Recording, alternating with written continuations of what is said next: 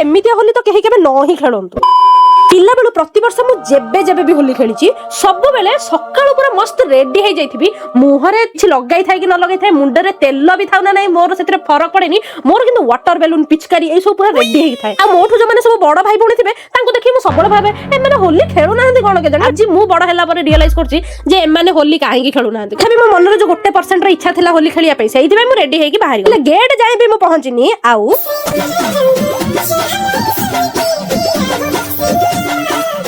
corner खाली टिके धूप काटी गेंजी थले छोटा पंडित थारु तो कम लागी न थांती अरे बेटी पुष्पा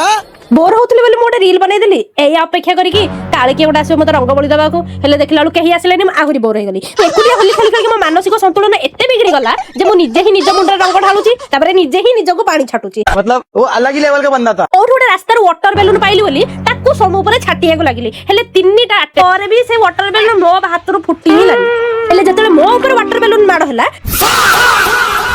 करिया तो किछि नथिला से जुकु बायाणी होलिया चुटीटा को खोली देकी भूत बेसरे चारियाडे गिरगिरी हेकी चारियाडे बुली आसली आ आसिकी मु एते रिग्रेट करथले जे भाई आडू बकवास होली मु केबे भाई खेली नथिली आ सेहिति भाई घर को आसिकी मु बहे मुंडा बाडी आ एमिति बेसरे मु गाधेनी बाधेनी मो मा मते भात जाचिलानी कहलानी आगो खाइबो का तापर जहा करी